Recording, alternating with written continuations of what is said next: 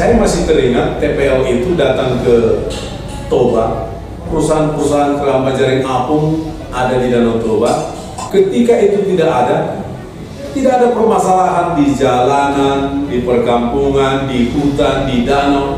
Ketika perusahaan-perusahaan itu tidak ada di Tapanuli Raya, leluhur kita, nenek moyang kita, dan kita sempat menikmati, mengalami, semuanya damai.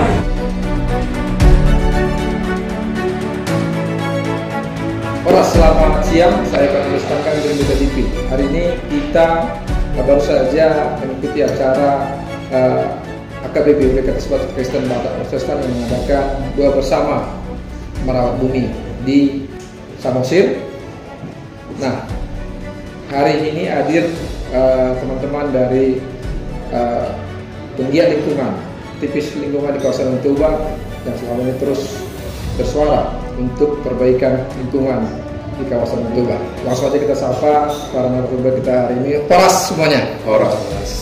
Mungkin menakan diri ya, Bang ya. Silakan, Bang. Ya, saya John Tony Tarekorat, saya Ketua Pengurus Harian Aman Tanah Batak. Aman, Aliansi Masyarakat Adat Nusantara Wilayah Tanah Batak. Ya. Kemudian ada Bang Pendeta, silakan Bang. Saya Pendeta Jurito Sirait, melayani di HKBP Lumbanjulu, Distrik 4 Toba.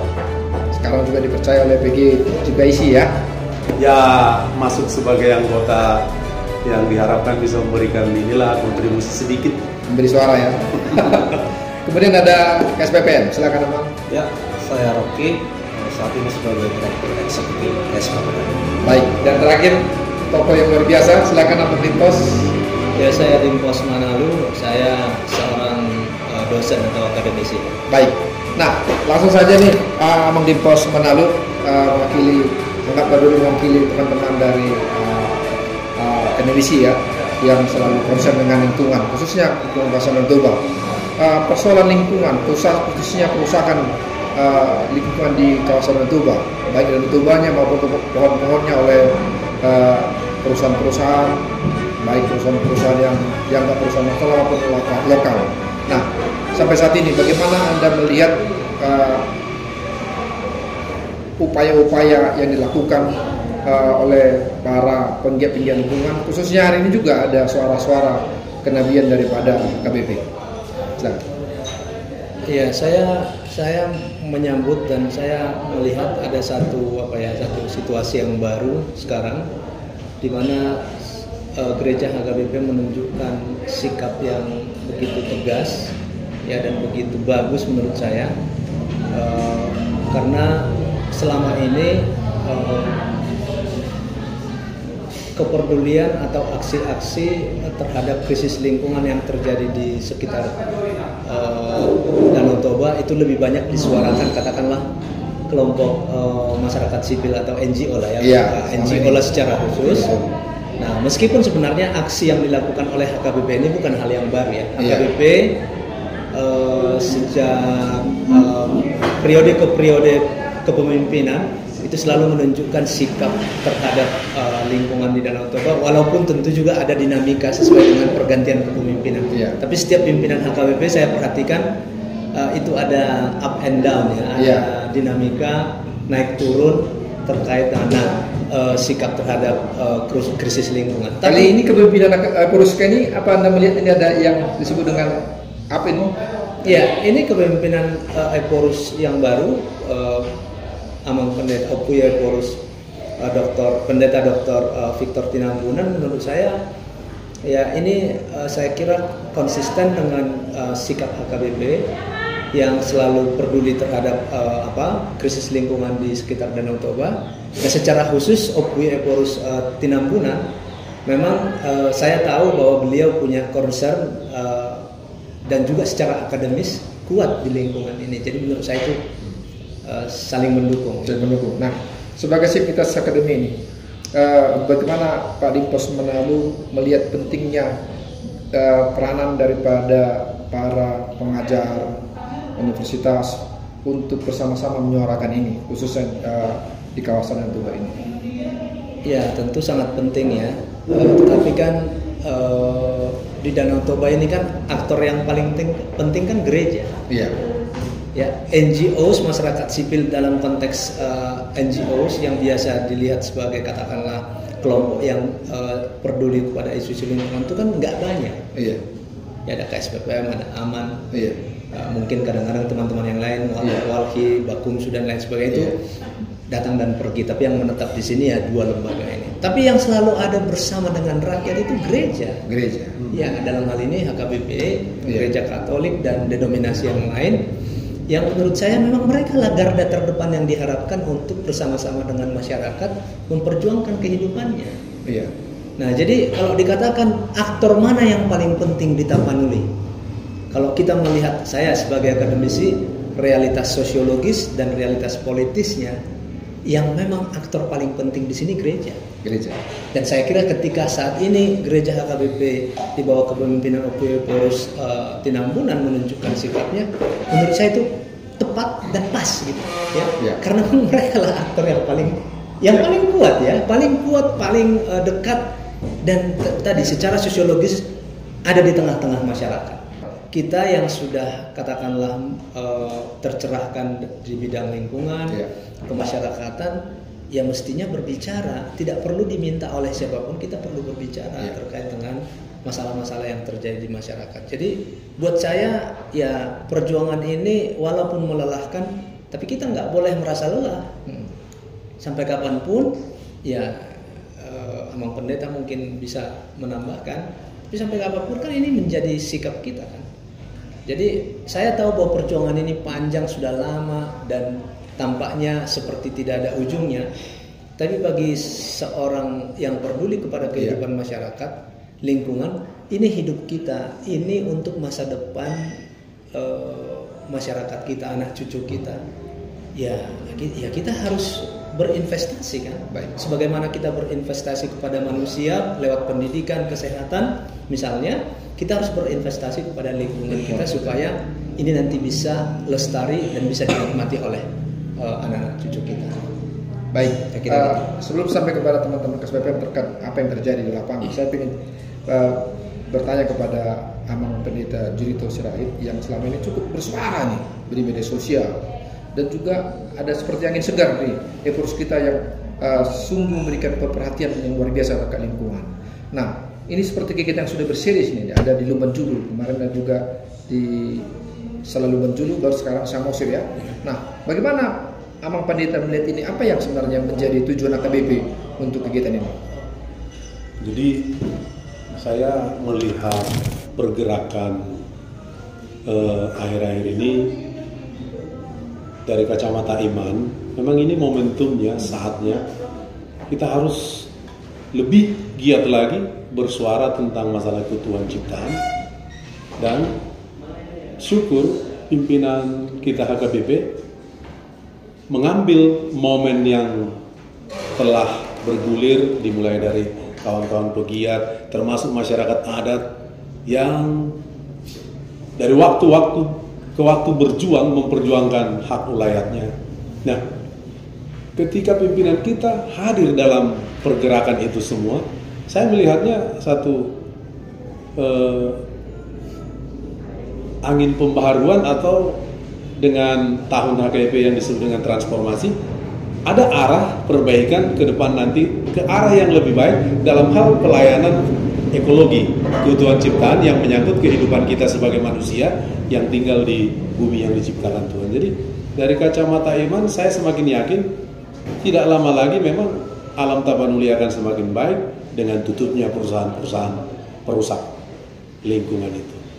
Nah, ya Pak Pendeta, ini kan cukup berbeda dari sebelum-sebelumnya ya. Pak Pendeta sendiri saya lihat di postingan ada yang pro ya, ada juga yang nyinyir nih ya. Yeah. Nah, pasti. Nah, juga mungkin yang Eporus lah dan AKBP itu sendiri mungkin akan kehilangan dukungan segala macam gitu ya.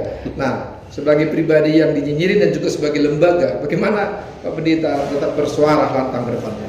Jadi karena saya pendeta resort di resort Lumban Julu, satu desa, dengan kegiatan saya dan dengan pelayanan saya dalam arti menyuarakan suara kenabian, sampai sekarang tidak ada dampaknya ke HKBP Lumban Julu secara khusus. Misalnya ada 1-2 jemaat yang bekerja di TPL, tapi ada beberapa yang sudah bertobat seperti yang disuruhkan oleh Eporus tanggal 1 Maret lalu di Lumban Julu.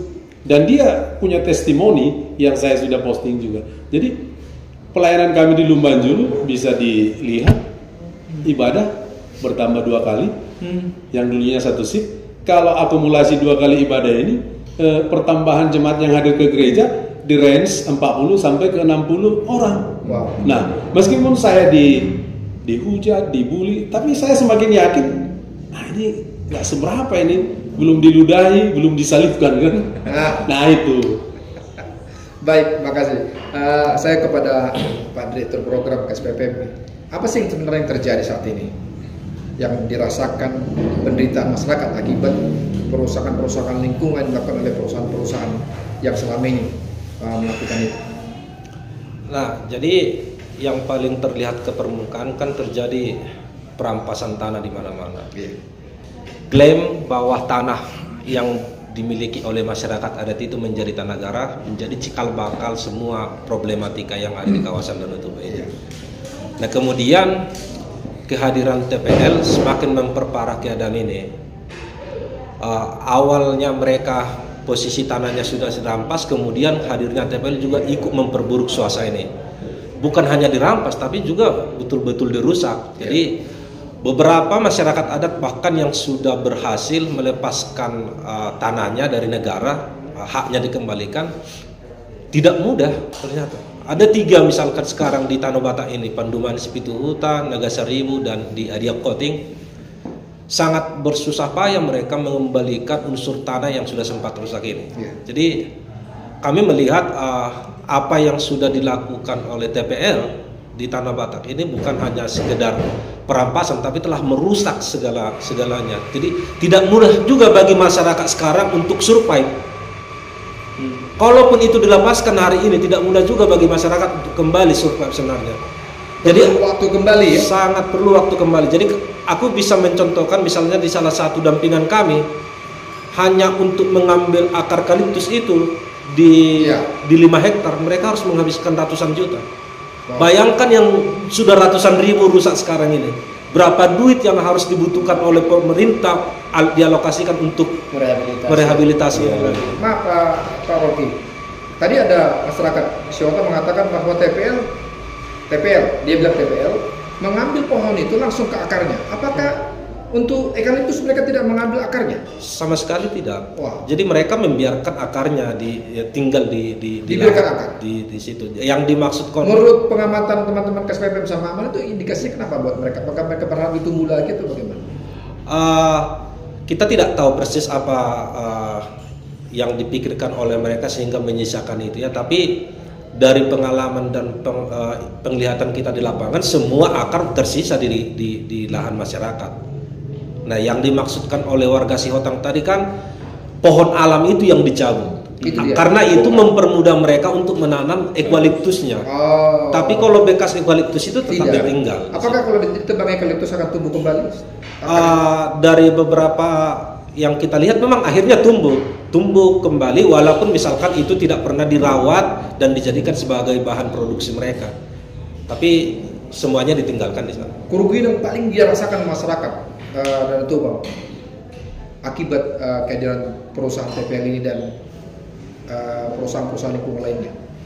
Nah, tadi sudah aku sebutkan 2 hal ya. Satu tadi perampasan, yang kedua tadi kerusakan tanah, yang ketiga sebenarnya 2020 yang lalu kamu pernah melakukan studi berapa daerah aliran sungai yang sudah tutup di kawasan Danau Toba ini. Akibat karena apa itu? Karena memang ditimbun.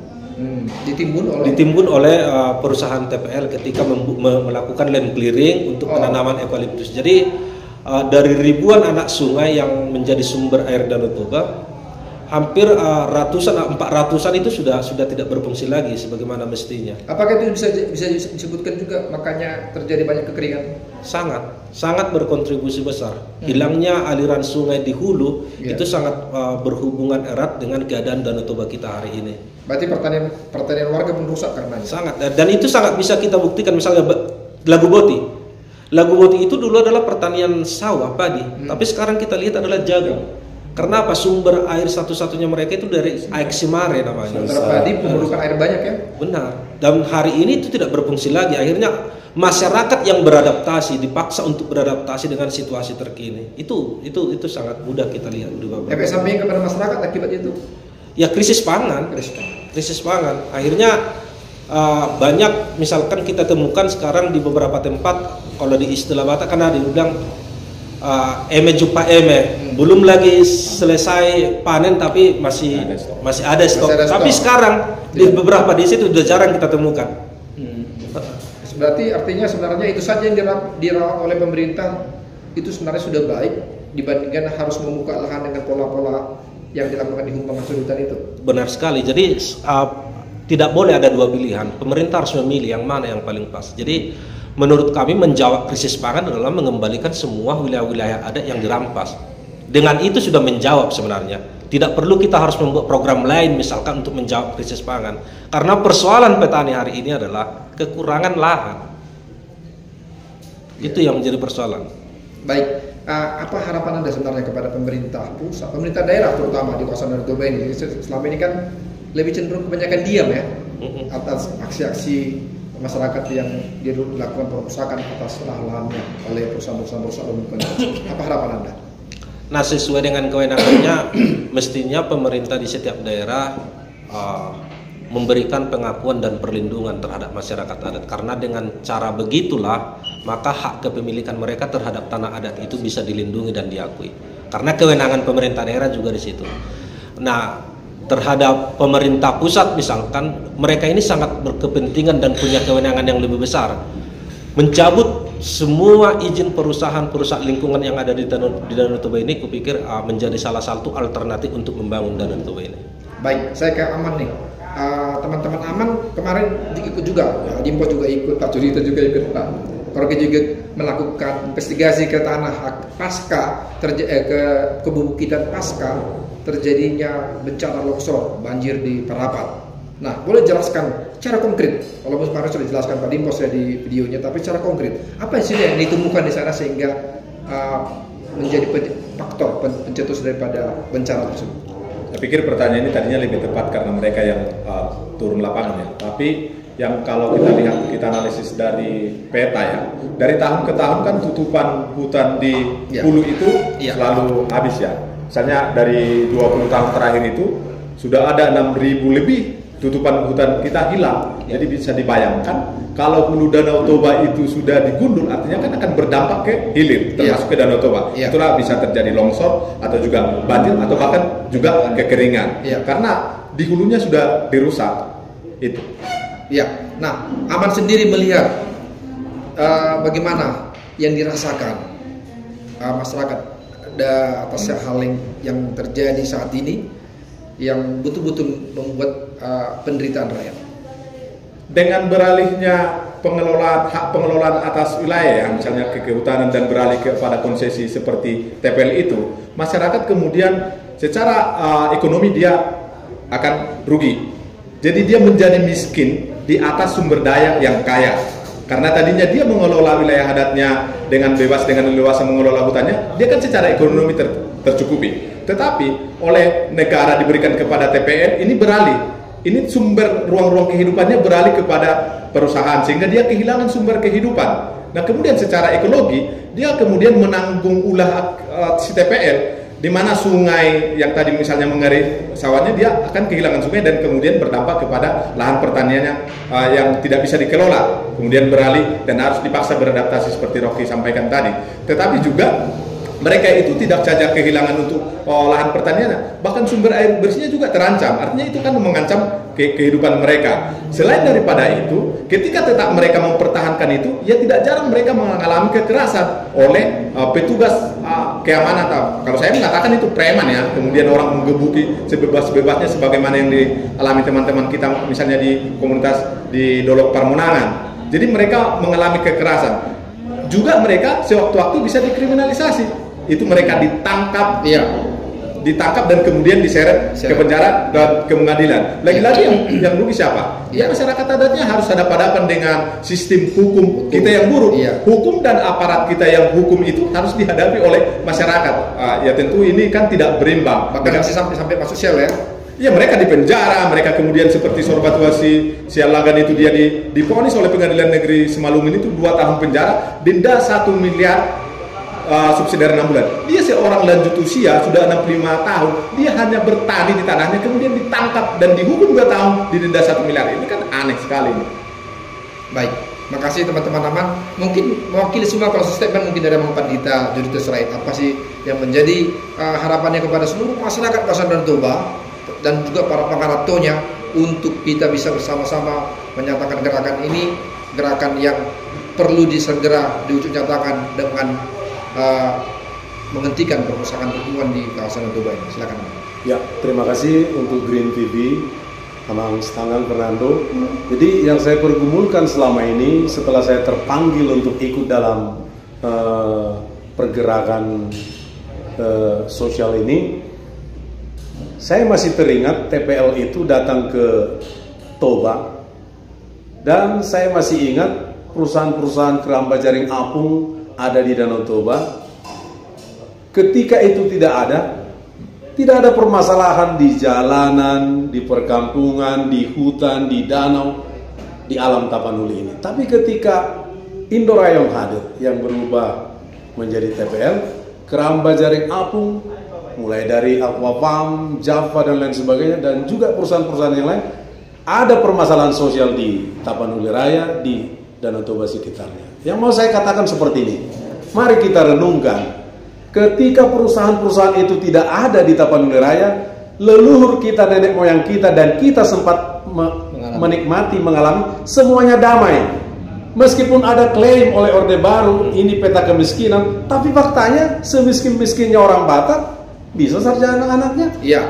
Bisa masuk ke dinas-dinas tertentu di negara ini. Jadi saya mau menggugah masyarakat Batak, cukuplah.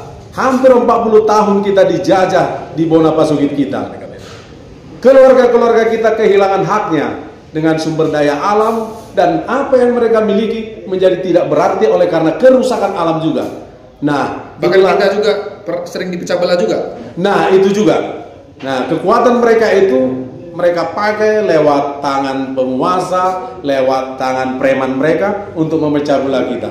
Jadi, saya mau suarakan juga, tidak ada kata terlambat. Saya punya jemaat, dulunya dia pelatih security, tapi ketika dia melihat ada penghancuran hutan yang 1000 hektar, di dalamnya 80% kemudian dia tersadar, ini nggak bisa dilanjutkan, dan dia bertani, dia berusaha membuat usaha rumah, dia survive. Jadi yakinlah, ketika kita percaya alam Tapanuli ini dijadikan Tuhan untuk kita bermukim dan leluhur kita, Tuhan sudah menyediakan yang terbaik tanpa itu semua. Nah ini, kita harus bertobat seperti apa kata Opung Eporus. Meskipun selama ini kita menikmati hasil dari kerusakan itu, ada saat bertobat yang Tuhan pasti sediakan nanti yang terindah. Seperti itu. Demikian tadi wawancara kita bersama teman-teman KSPP Aman dan juga Tindos Akademik, dan juga dari Abang Judita Sirait. Semoga apa yang menjadi pesan pembicaraan hari ini bisa menjadi sumber inspirasi bagi kita untuk lebih lagi mencinta lingkungan dan melakukan bersama-sama perbaikan lingkungan untuk Danau Toba dan cucunya yang lebih baik. Saya Fernando Stankan, Green TV.